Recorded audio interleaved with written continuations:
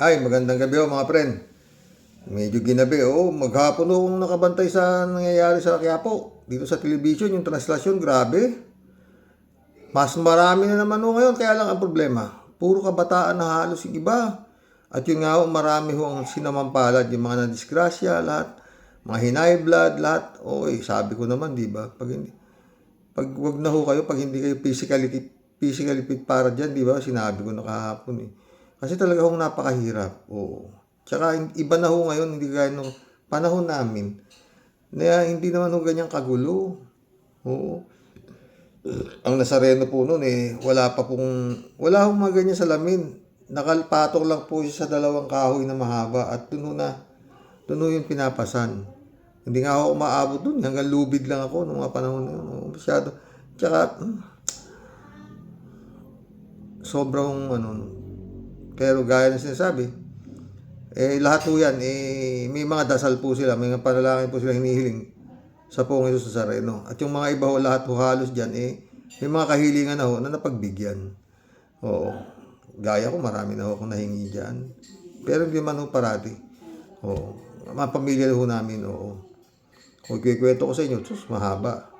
Magmula pa ho sa aking ama. Oo. Ito, exclusive. Ilang mamahaling sasakyan ni Saldi ko. 46 minutes ago pala to. Meron ho itong 182,490 views. No? Pakinggan natin. Kapapasok lang na balita, ilang mamahaling sasakyan ni dating Congressman Zaldico ang nasamsam ng mga otoridad. Kaugnay ng eksklusibong balita yan, makakasama po natin sa linya ng telepono si Jeff Caparas. Jeff, anong update? Hi Alvin, nandito tayo ngayon sa isang condominium sa Bonifacio Global City sa Taguig kung saan ini-implement ng Bureau of Customs ang search warrant para sa mga luxury vehicles ni dating Congressman Saldico. Ang mga sasakyan, Alvin, ay pag-ahari umano ng dating kongresista at posibleng konektado sa kanyang mga negosyo. Posibleng may issue rin to sa dokumentasyon at importasyon. Ayon kay Independent Commission for Infrastructure Special Advisor and Investigator, retired General Rodolfo Azurin, subject sa search warrant ang mga sasakyan dahil nakitaan ng customs violation ng mga ito, kabilang na ang unpaid taxes. Initially, Alvin, Ibig sabihin, anong ginagawa ng custom ng mga panahon na yan? Ni Digong, ba? Sino hari dyan sa custom? Para makalusot itong mga ganito klaseng mamahaling sasakyan, no? Na hindi ho malinis ang papel. Marami rin ho si Diskaya niyan, di ba? Baka marami rin ho yung Guardiola. Marami rin ho siguro Eric Yap. Hindi ko alam si Digong kung gaano karami. Hindi ho alam kung nasaan yung mga sasakyan, di ba? Kung saan-saan, Diyos ko, tuloy. Sasakyan ang nakitaan ng customs violation, yung Cadillac Escalade, Rolls-Royce Phantom at yung Lexus. Bukod sa customs at ICI, kasama rin sa pag-implement ng SW ang Taguig City Police, CIDG at Highway Patrol Group. At ayon naman kay HPG Director Police Brigadier General Hansel Marantan, may ilang sasakyan din, Alvin, na isa sa ilalim sa investigasyon dahil hinihinalang may peking dokumento o mga ito at may kontrabando. Kaya may nakita rin tayo na kasamang K9 at yung mga otoridad, Alvin, ay binubuksan yung mga sasakyan bago ito selyuhan. So sa ngayon, nagpapatuloy pa rin yung pag-implement ng search dito sa parking lot ng isang condominium. Kanina galing tayo sa second floor, umakyat tayo ng third floor at ngayon ay nagpapatuloy yung pagsiselyo ng mga nasabing sasakyan, Alvin. So ano ang gagawin dyan? Yan ay kukumpaskahin ng gobyerno tapos isusubasta, Jeff? Wala pa tayong balita doon sa subasta, Alvin, pero matapos itong pag-implement ng search ay kukumpiskahin ito, Alvin, at dadalhin doon sa ICI compound, Alvin. Si Karen may... Puta, kung alam nyo kung legal ang inyong hanap buhay, hindi nyo kayang bumili ng mga ganyang kamamahal na sasakyan. Kaya nyo man, pero hindi nyo gagawin kung talagang yung hanap buhay niyo ay legal. Ang mga karamihan na nakakabili ng mga ganyan, mga drug lord na talagang pinupulot lang nila pera at yun nga. Gambling lord basta illegal. Tapos yun nga. Politika. Saldi ko. Yun nga, Price Hernandez ba yun? No? Tignan yung mga sakya, sinurrender nila, di ba?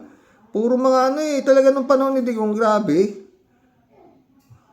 Tanong. Okay, Jeff, paano nakakasiguro ang mga otoridad na mga sasakyan niya ni Zaldico? Sa isang condominium, ang daming luxury vehicles ang nasa parking lot.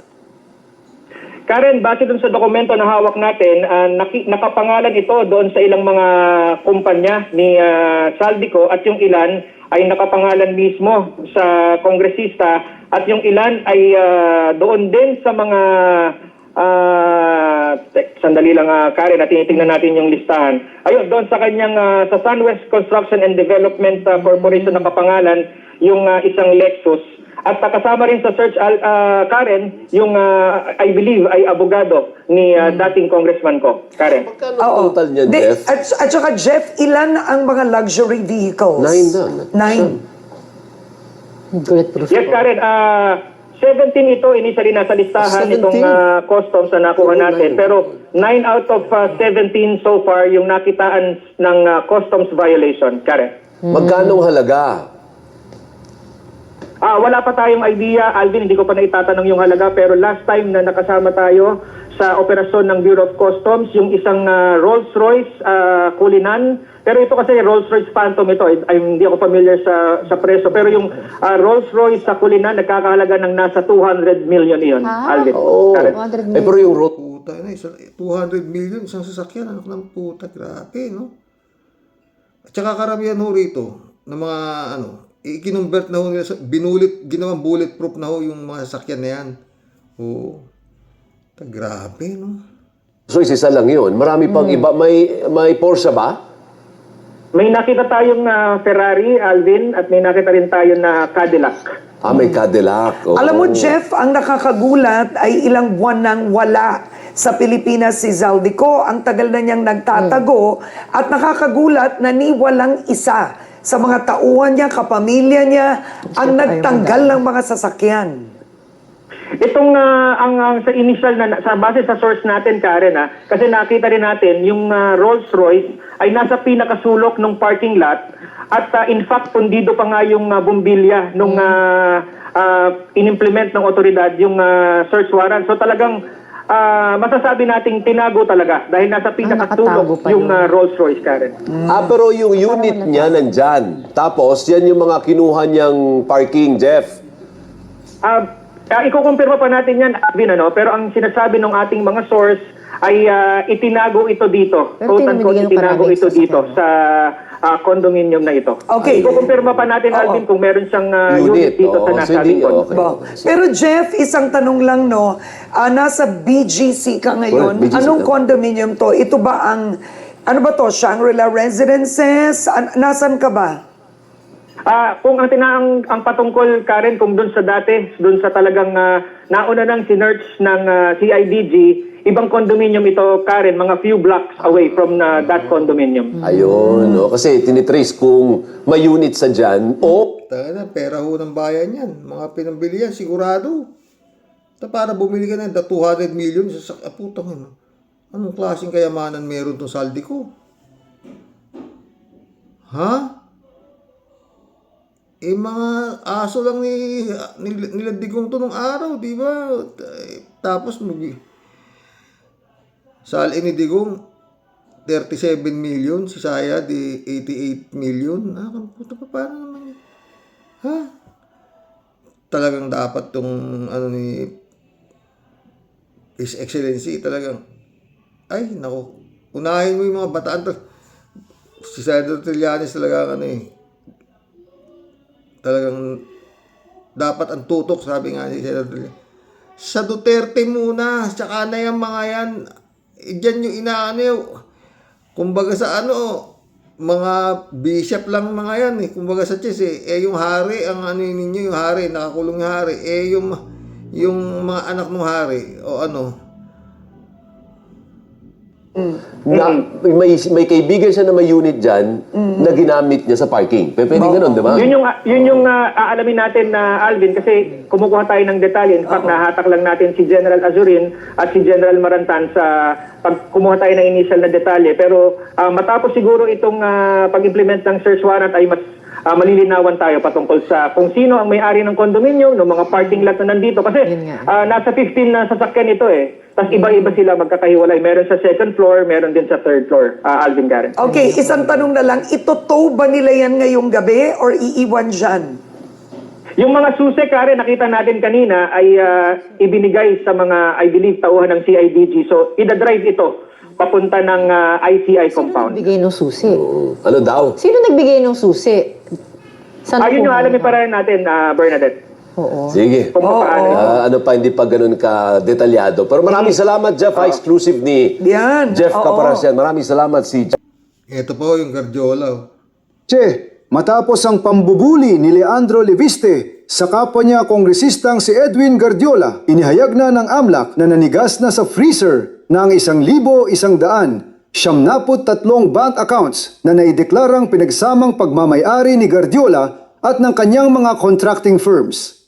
May kabuuang 479 na 0.5 bilyong na italat Anak ng puta, 479.5 billion na itala na deposit ni Guardiola. Takinag yan. Dalawa pa lang mo yan ha, halos kalahating trilyon na ito. Oh.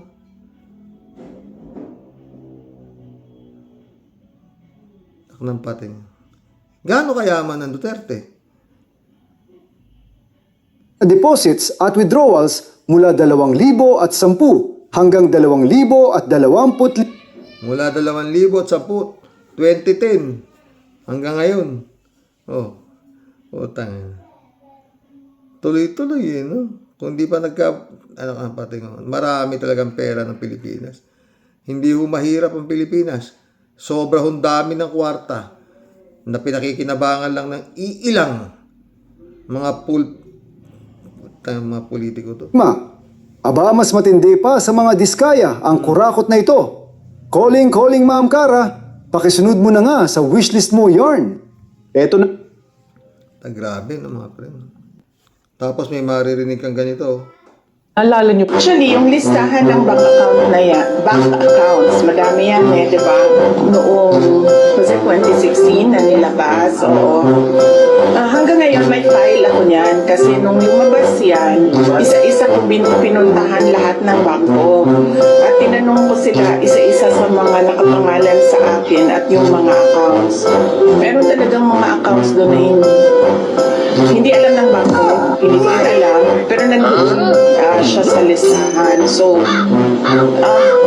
tinatanong ko yung bangko, bakit may ganito? Sabi nila baka non-existent talaga yan na mga account. So, meron akong accounting even yung mga sinasabi nilang transactions, tinanong ko din yan sa bank. Actually, yung listahan ng bank. Grabe no mga pre no. Si Sayad pa lang yan. Paano yung pera ni Pulong? Paano yung pera ni Diong? Ito, sa dami ng bank accounts, hindi niya raw alam na may... Tagi-tagi yan. Kawawa talaga Pilipinas dito sa mga Duterte na to mga boss. So, ha? Sino yan? O to. Si Pulong, yung 51 billion. O. Guardiola, Saldico. Hindi ko ako naniniwalang wala akong ganyang kayamanan si Romualdez. Sa totoo lang. Hindi ako naniniwala. Baka mas masahol pa si Romualdez sa kayamanan nitong mga to eh. Kasi dikit si Romualdez kay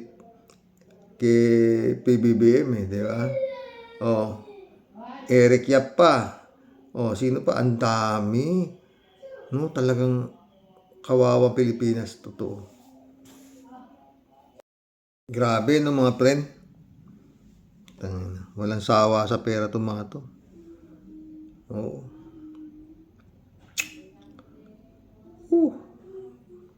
Ilang tao pa lang ho yan, no? Ang problema nga, sabi nga ni Kimo, sa dami ho ng mga pinagnanakaw na to, no? Dapat sana nga, hindi ganito, tumaas pa yung budget nitong 2026 eh. Oo. Di marami na namang nanakawin. Sabi nga nila eh, yung flood control, kinumbert naman sa farm to market road. Wala. Ubos talaga. Oo, mga friend. Yan ang malungkot eh. Ano magagawa, di ba? Ano magagawa ng... Ewan. Anyway, lapit naman na impeachment daw. Pero ako, yun pa rin ang ano ko dyan. Hindi ho yan sisipot si Sayad. Hindi ho yan magpapakita. Hindi yan tanga para magpagisa sa mga kongresista. No? Hindi ho yan tanga. Oh, bakit? Gigisahin nyo ako, i-impeachin nyo rin ako, di-impeachin nyo na ako. Ganun kasimple, mga friend, di ba? Oh, yun lang yan. Tayo ng kayamanan yan, oh. Gardiola, Saldico, Romualdez, si Sara naman, di niya mamalaman kung ang daming aabangan, mga friend. Tapos yung mga sinasabing maaaresto ng mga politiko, no, sinasabi nito si ombudsman na ganito, kung kailan, ewan. Wala ako, ewan nung kabang-abang kung anong mangyayari nitong, sabihin natin hanggang June. Oo, hanggang June. Ay, nako, Lord. Pinanood ko yung ano ni Senator Trillanes, yun nga, talagang ang punteriya niya, talagang hindi na dapat pang makaporma ang Duterte sa 2028. At kailangan itong 2026, matapos na yan. Oo, ito ang turning point. Di ba sabi ko sa inyo, pag hindi pa na-dispatch yan, at yan ay nakatakbo, no? Maraming nagsasabi na may hirapan, may mga Gen Z na voter, walang problema ho sa boboto eh. Ang problema ho, mga friend, yung pagbilang ng boto. Yun ho ang problema. Oo. Wala pong biro yan. Oo. Dahil yun sa Venezuela, kaya pala hindi natatalo yung hinuli ni Trump doon. Dahil yaring-yari na yung Smartmatic din yata ang counting machine nila doon. Manipulado niya yung makina. Di ba? Kaya nga hindi siya ni-recognize yata ni Trump na siyang lehitimong presidente ng Venezuela kasi nga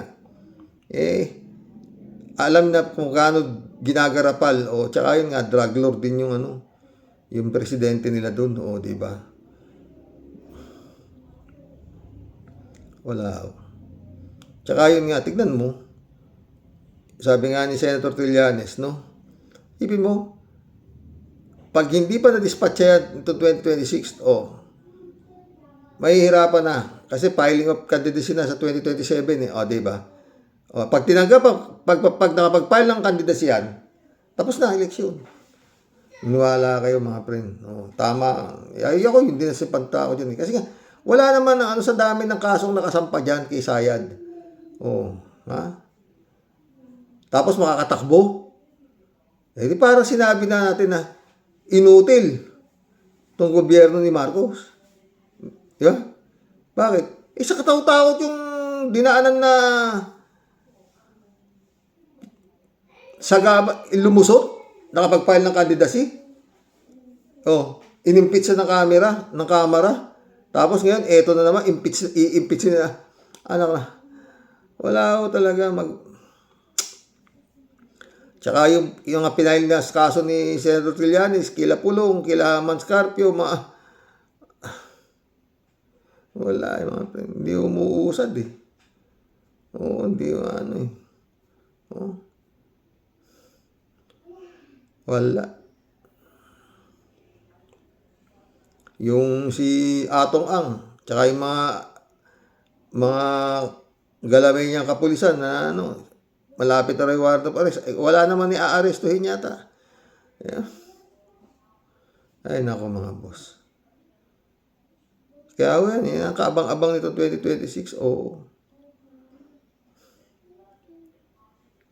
Yung bunuan, wala na rin. Tapos may nawawala raw 6 na kahon, Cabral files. na ano-ano, utang gulo ng gobyerno na to. Ngayon, may mga nababalita naman na magkakaroon na naman cabinet revamp. Ewan, pre. Klaseng gobyerno to. Totoo.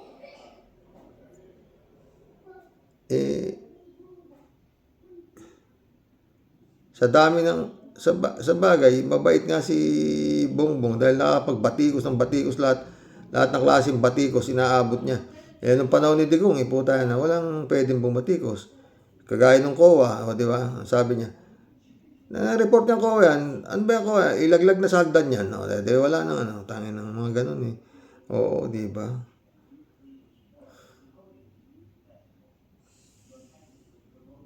Ewan.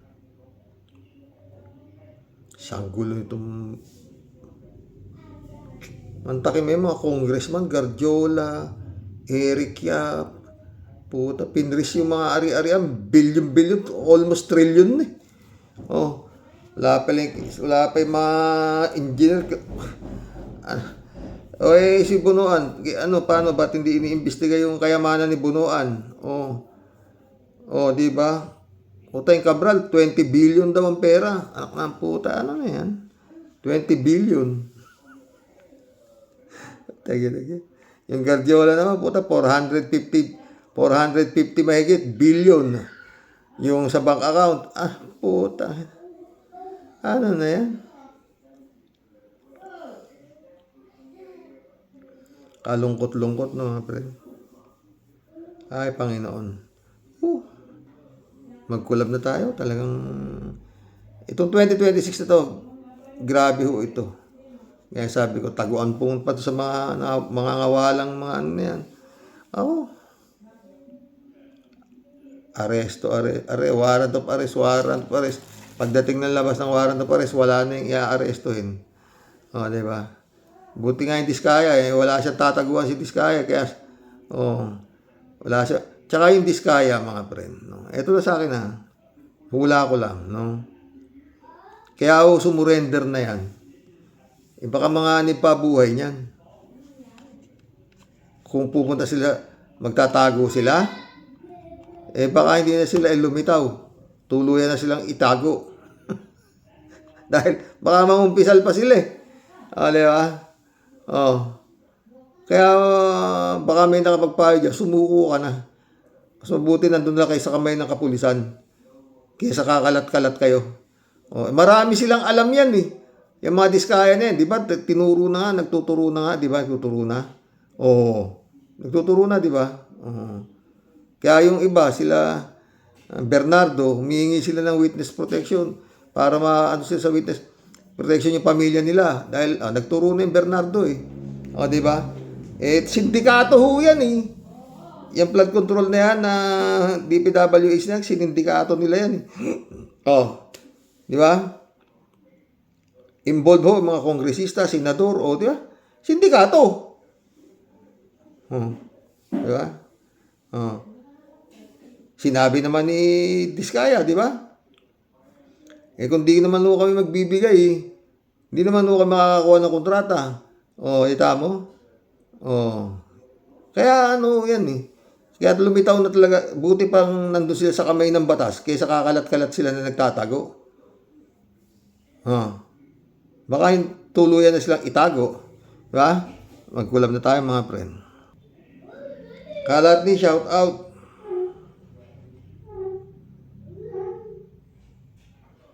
Good afternoon, Kasani.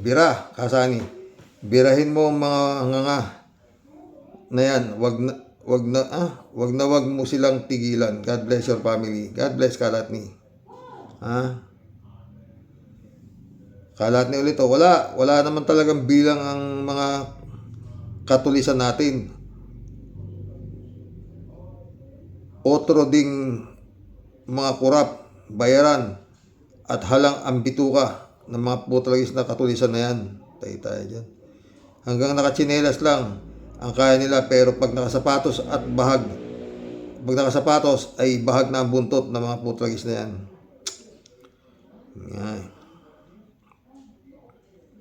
Shout out Shay, hope all is well. Blessed you always, regards. Kamusta na kaya si Shay, no, friend? Sexy no, no? Tsaka ang ganda, no? Galing pa sumayaw, oo. Nahanap ko yung mga pinadala niya sa akin, natabunan na yata, eh. Oo. Mga picture niya, natabunan na, eh. Shirley J. Sir, shout out. Masiba talaga, Karox. Ang lupit talaga ni Sayad. Sayad Lustay, takaw, kapal muka. O, diba? Kalat niyo, sumagot, oh. Tama ka dyan. Sobra-sobra talaga. Diba? Michelle Edwin Mike, shout out, my friend. Librado Ludovico. Blessed Amka. Blessed AM, Karox. And to all warriors watching from Edmonton, Alberta, Canada. God bless po. Stay safe and healthy. Pati ICC, gusto nyong mabudol. Mga ungas na didilis, didishit. Diyan na matotoda si digong nyo. O, di ba? Baliw eh. Pastor Jun Lagon, my friend, shout out. Rodelia Alpiloro. Hello, Sir Rox. Tama po lahat ang sinabi mo, sir. At sana nga po, maaresto lahat ng mga nagtatago na yan. At marami pa tayong aabangan. Ingat po tayong lahat and God bless po. God bless, Rodelia. Yun nga. Kalatni, God bless din sa'yo. Mabuhay ka. At ingat ka din dyan, sabi ni Kalatni. Chupista Bunaaw, shout out. Good evening po, kuya. At samahan mo po sa buhay at sa mga ka-warriors. Sabi niya.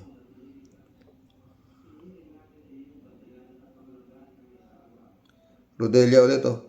Ang panalangin ko po sa pong Jesus Nazareno na maayos lahat ang problema ng ating inang bayan at higit sa lahat na nagnakaw sa kaban ng bayan at panatagin ang panindigan ni PBBM. Oh. Granted yan, granted. Sami AJ, shout out. 100 billion budget for Chucky Sukran Salamakum. O Celito Mabait, shout out. Mary Lebron, shout out. Elizabeth Scareo. Good evening, Sir Rox. Buti na lang at matitino ang taga-ICC at di sila nababayaran. Kaya dapat lang na doon na siya habang buhay at para pagbayaran niya lahat ang kademonyo ang ginawa niya. Ginawa ng digong na yan. At sana sumunod na din yung ibang suspect dyan, lalo na ito si Bato. O, di ba? Hindi na yan pupunta. David Ali Mendoza. Good evening po, Karox. Di po mahuli si Bantag, ika nyo po. Nagbubulag-bulagan o ayaw na lang talaga nilang hulihin si Bantag. Sang-ayon ako sa iyo dyan, David.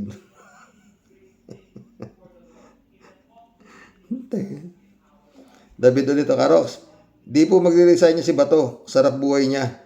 Di na nga pumapasok sa trabaho niya sa Senado, pero tuloy-tuloy pa din ang sweldo at may benepisyo. Yung ordinaryong kawani nga ng kapag absent ka sa trabaho mo ay ibabawas sa mga leaves mo yung at kung wala ka namang vacation o sick leave ay wala ka sahod. Only in the Philippines lang talaga ang sarap buhay ng mga halal na gobyerno. Totoo. David Alin Mendoza ulit, oh.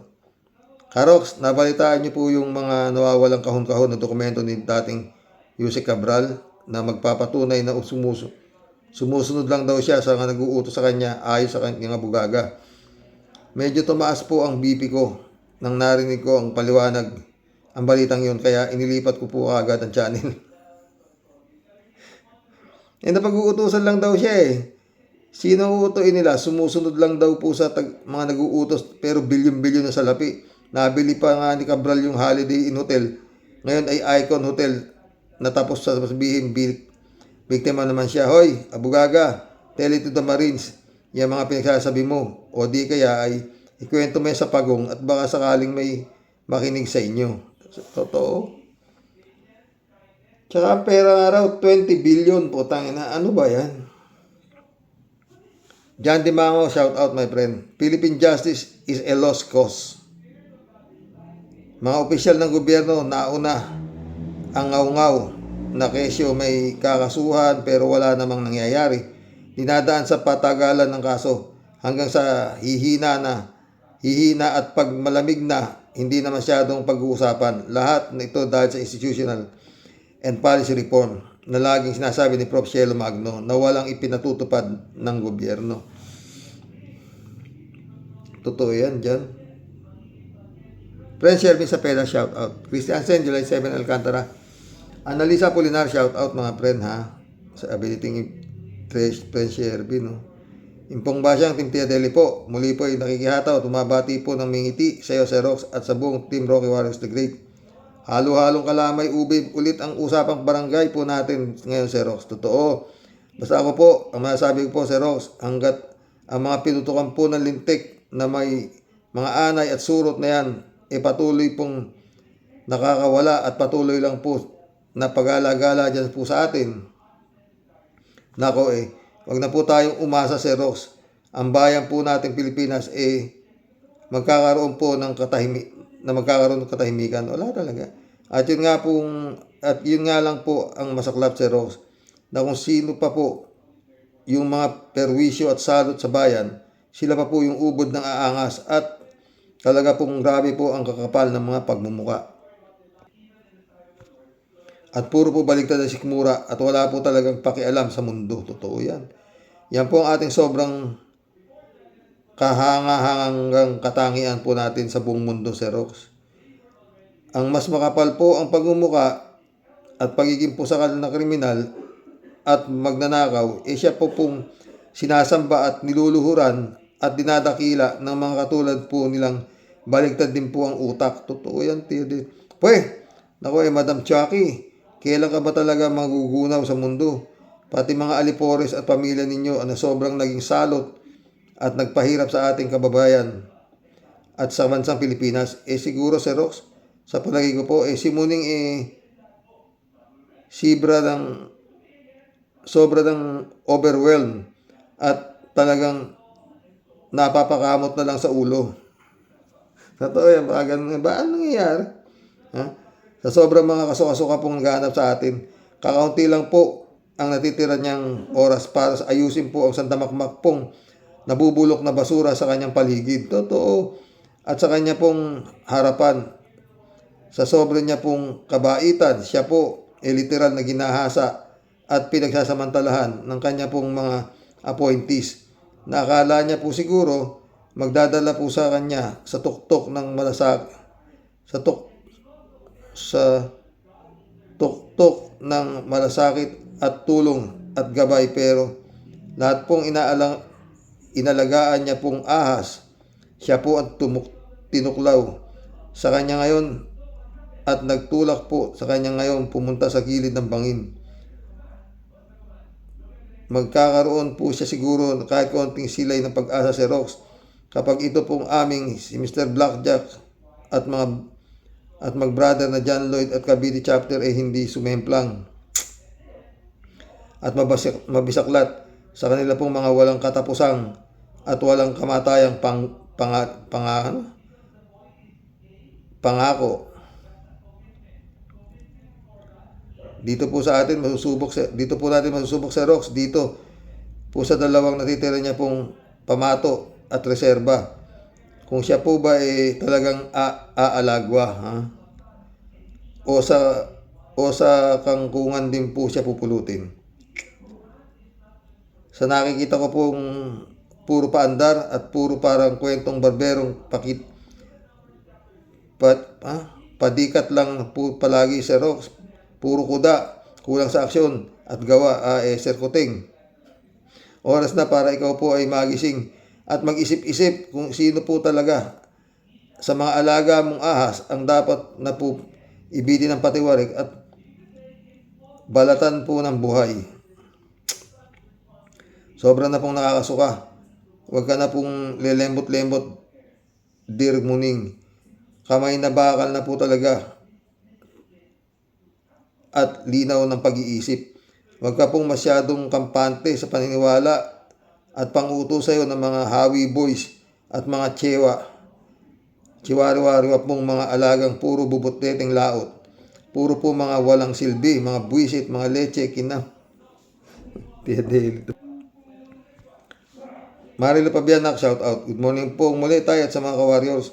Sadya nga pong ang hirap humanap at makamit ang ustisya ng nasa ibaba. Mas lalo din mailap ang hustisya sa mga pangyarihan. Tanging Diyos na lamang ang ating kakampi at walang halong alinlangan. Amen. Totoo yan, friend.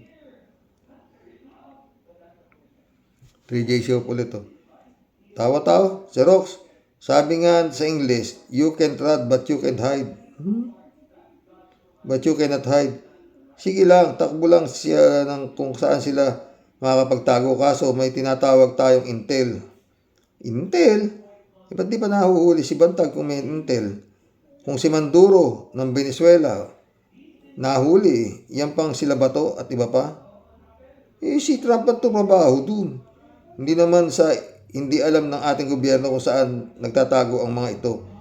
Hindi lang nagpupursige na arestuin dahil sa kadahilanan na ang gobyerno lang ang nakakaalam.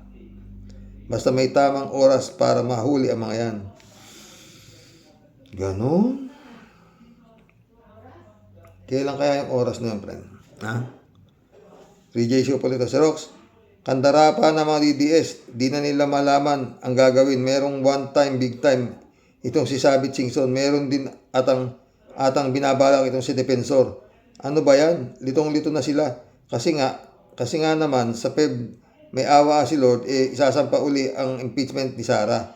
Aba, kung magkaibang araw itong rally nila, Sabit si Defensor, aba, mapapagod na ang mga tao niyan. Yun nga. Ha? 3J Super Xerox. Pareho ko si Sara, sasablay itong taong ito kasi mahina na sila Kahit pabayaran nila ng bayaran si Tikya para mag-survey kuno sa mga survey, alam ni Sara ang totoo na mahina na siya sa dami ng kanyang issues at hindi nakakatulong sa kanya ang mga alipores niya dahil lalo silang nalulubog sa mga issues nila. Walang problema yan, 3J Hope. Sana nga, mali ako Ang problema, yung pagbilang ng balota Mananalo ba naman yung klase na yan? Kaya lang bakit kailangan pang makatakbo? Yun ang tanong dyan. 3J Hope Dapat yan, hindi na yan makatakbo dapat yan ma-impeach na dapat di ba? Nung pa, pero sinalo nga nung portpuet ni Escobaro, protection naman na ng Korte Suprema, umabot ngayon ng Pebrero. Another filing of impeachment complaint na naman ba? Yung MR na hinihingi naman sa Korte Suprema, wala pa hanggang ngayon. 3J show ulit. Alam mo, Xerox, kahit sino bigyan mo ng 100 billion pesos, solve lahat ang problema dyan sa DepEd. Tawa-tawa. 100 billion, Ang kapal ng si Sara, Parang mag-demand ng ganyang kalaking halaga. Yun ngang mga laptop na milyon-milyon na terga sa warehouse. Di nga niya inaasikaso hanggang sa na-expired na lang. Totoo. Basta yung kanya 100 billion ang bigay niyo sa kanya. Para wala nang punta-punta at depensa ng kanyang budget. Basta, bigay 100 billion. Ayusin ko nila dyan. Yan, nandito yung mga alipores ko. Teka, nasampahan na ba ng kaso yung mga miyembro niya sa OBP? Di ba? Pati si Kerry La Chica sa Kaino Lasco. Asa na? Wala na naman balita. Nakakasya ba? 3J siya pa rito. Alam mo, Xerox, baka si Haring Roque makauwi ng Pinas. Palagi ko, di na siya accommodate ng bansang Australia. Wala naman kasi siyang passport. Kaya malamang, sa alamang, ma-deport na yan. Kasi naman, sobrang yabang naman niya. At parang bata na nakipag-away sa classmate niya. Wala man lang kapinis-pinis. Sinayang niya ang kanyang titulo. Hindi naman pala sila ganun kayaman nung araw Pero ngayon, sobrang bilyonaryo nalunod sa pera. Totoo yan, friend. Eman Escalona, Dolor Garcia, friend Amy Bingson. Shout out sa inyo mga friend. Mission accomplished. Hanggang bukas pumuli. Ay, Lord. Mahaba-haba pa ho itong comics na babasahin natin. Aantabayin natin kung kailan, paanong klaseng diin na mangyayari rito. Putang ina. Good night. God bless.